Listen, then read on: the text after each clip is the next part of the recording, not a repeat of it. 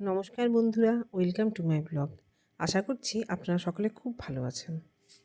আপনারা নিশ্চয়ই বুঝতেই পারছেন যে আজকের ব্লগটা আমার কী নিয়ে। হ্যাঁ, ঠিকই ধরেছেন, আজকের ব্লগটা আমার রূপসার জন্মদিন নিয়ে। আজকে ওর জন্মদিন হলে কী হবে, আজকে আবার ওর ফিজিক্যাল এডুকেশনের প্র্যাকটিক্যাল পরীক্ষা। তাই তাড়াতাড়ির মধ্যেই আছি, একটু চাপেই আছি, ব্যস্ততার মধ্যেও আছি। কারণ ওকে তাড়াতাড়ি করে রান্না করে খাইয়ে আমাকে স্কুল পাঠাতে হবে, এটা আমার কাছে ভীষণ চাপ। আবার আমি যাবো মন্দিরে পুজো দিতে।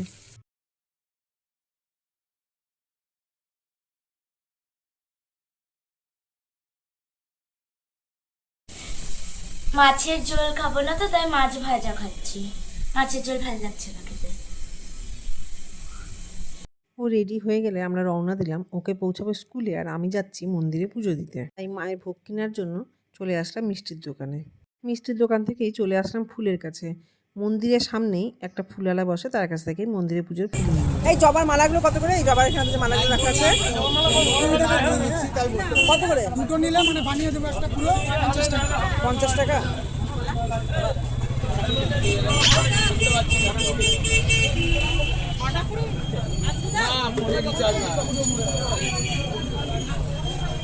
নেট নাই যে রাস্তায় আমরা বাইরে থেকে করেছিলাম। মায়ের গলায় এই জবা ফুলের একটা মালা পরাবো বলে ছেলেটিকে বলে আমি স্পেশালভাবে এই মালাটা তৈরি করিয়ে নিলাম।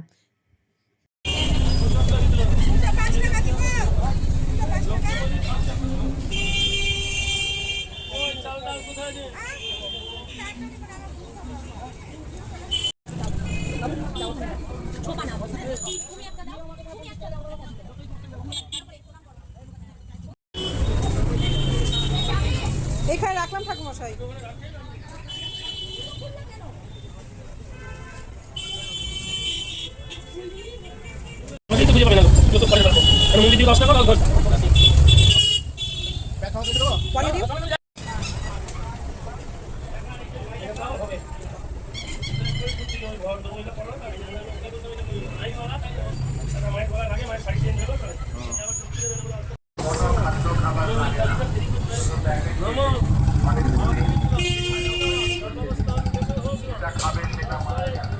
পাখিরা গন্ধে ঘর ছেড়ে পালাবে,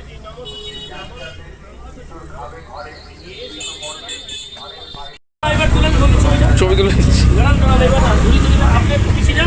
পিছিয়ে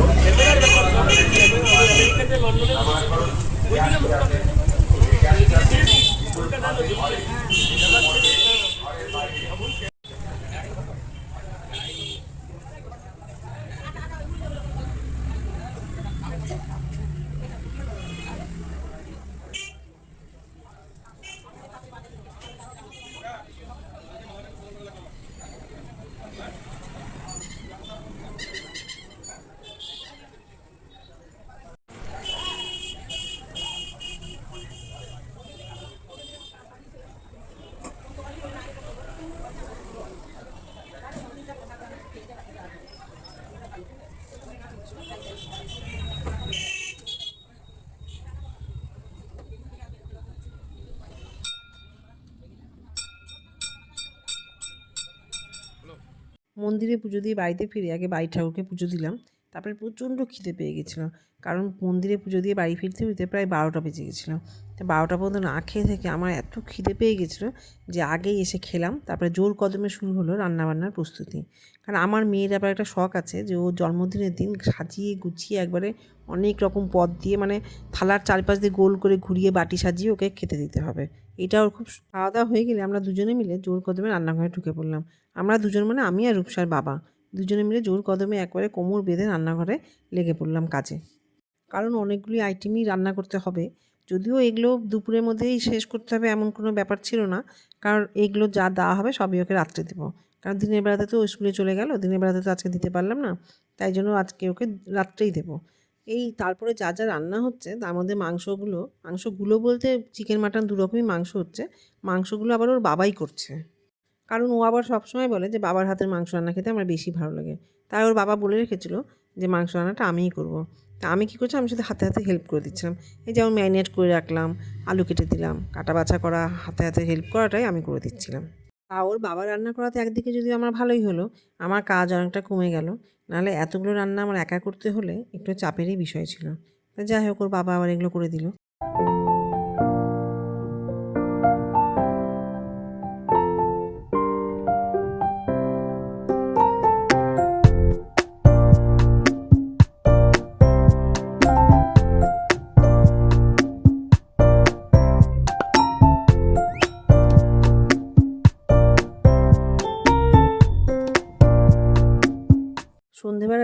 রূপসার বাবা আবার রূপসার জন্য পেস্ট্রি নিয়ে আসলো।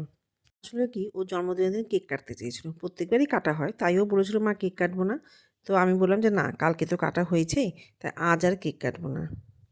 এই দেখ কি এনেছি তোর জন্য, দেখি দেখি মুখটা দেখি। আরে বাবা, আচ্ছা আমি আর বাবা কি আলাদা হলাম? আশ্চর্য। কেক খেতে চেয়েছিলি, কেক কাটা তো হলো না, তাই পেস্ট্রি। ঠিক আছে, আর একটা জিনিসও আছে, এই যে পছন্দ, ছুটি বলেছিলি, নাও। ধরো ধরো রেখে দাও, ধরো। আমি খাচ্ছি এখন। ওকে, খাও। এরপরে আবার রান্নাঘরে ঢুকে আবার রান্নায় লেগে পড়লাম। এই যে এখন যেটা করছি সেটা হচ্ছে বাসন্তী পোলাও। সব রান্নার ভিডিও না করে উঠতে পারিনি, অনেক কিছুই করেছিলাম যেগুলো সব রান্নার ভিডিও করতে পারিনি। তো এই পোলাওটা আমার হয়েই আসলে কাজু কিশমিশ ছড়িয়ে ঘি ছড়িয়ে এবার পোলাওটা নামিয়ে নিলাম। রান্নাবান্না শেষ হতে হতে প্রায় 10টা বেজে গেছিলো।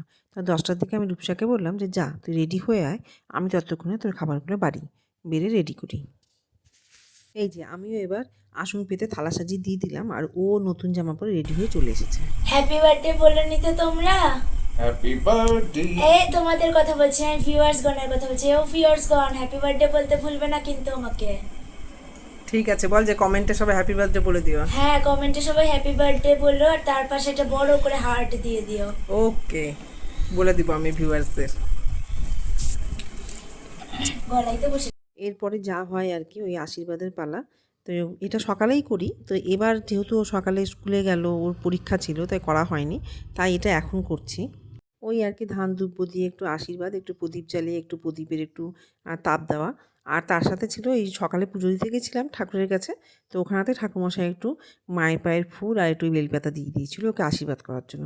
তো সেটাও একটু ছুঁয়ে দিলাম মাথায়, আর ঠাকুরমশাই একটু বেলপাতা করে সিঁদুরও দিয়ে দিয়েছিল, তো সেটার একটা টিপ দিয়ে দিলাম। এভাবেই আমার আশীর্বাদ পর্ব আমি সারলাম। এরপরে বললাম ওর বাবাকেও একটু আশীর্বাদ করতে বললাম, ওর বাবাও এরপরে এসে একটু আশীর্বাদ করলো। কি ধরা হলো, একই দুব্বা দিয়ে দাও। হ্যাঁ, একই দুব্বা দিয়ে দাও। তাই দেয়, একটু প্রদীপের ইয়ে দিয়ে দাও। আর মা কালীর আশীর্বাদটা একটু ছুঁয়ে দাও। মা ইনস্ট্রাক্টর, বাবা প্রথমবার করছে। হ্যাঁ, ওটা একটু ছুঁয়ে দাও। হ্যাঁ, বাবাকে প্রণাম করো। হ্যাঁ, কি করে? বাবা উঠে দাঁড়াক। তোমাকে তো করলাম না। করলি না, বাবাকে কর। ঠিক আছে, হ্যাঁ। মেরা হাত नहीं। তুমি একটু বসো না, একটা ছবি তুলে দিই। আচ্ছা, তাই জানতে চাইছিস তো, বলছি এটা তো মিষ্টি, নিশ্চয়ই বুঝতেই পারছিস।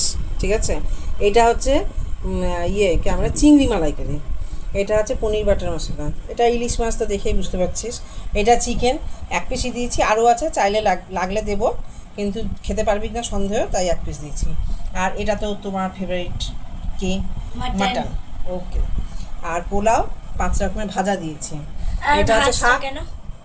শাকটা খাওয়ার জন্য দিয়েছি, ভাতটা অল্প করে ভাত দিয়েছি, শাকটা, পোলাও দিয়ে তো শাক খেতে পারবি। খোল, দরজাটা খোল, ওগুলোকে দি তোর পুচকু আর তোর মাকে। পুচকু নাম দিয়েছে কাজু। কাজু আর ওর মা। হ্যাঁ, কাজু মা। এনে পুচকু নিয়ে এই দে। এনে এখানে দিও না, এখানে দিও না। এদিকে এবার তো রূপসার জন্মদিনে কাউকে আলাদা করে নিমন্ত্রণ করিনি, তাই এই মা আর ছেলে এদের দুজনের জন্য আমি আলাদা করে ভাত রান্না করেছিলাম। এরা দুজন হলো রূপসার ভীষণ ফেভারিট, ঢুকতে বেরোতে সব সময় রূপসা এদেরকে আদর করে বিস্কুট খাওয়ায়, তাই এদেরকে আজকে নিমন্ত্রণ করে খাওয়ালাম। এবার এরা দুজন তো খেতে ব্যস্ত, এরা খাক, আর আমিও আমার ব্লগটা এখানেই শেষ করছি। তবে বন্ধুরা, আজকে আমার ব্লগটি কেমন লাগলো সবাই জানাবেন, আর অবশ্যই সবাই রূপসাকে হ্যাপি বার্থডে উইশ করবেন। তবে আজ আসি, বাই।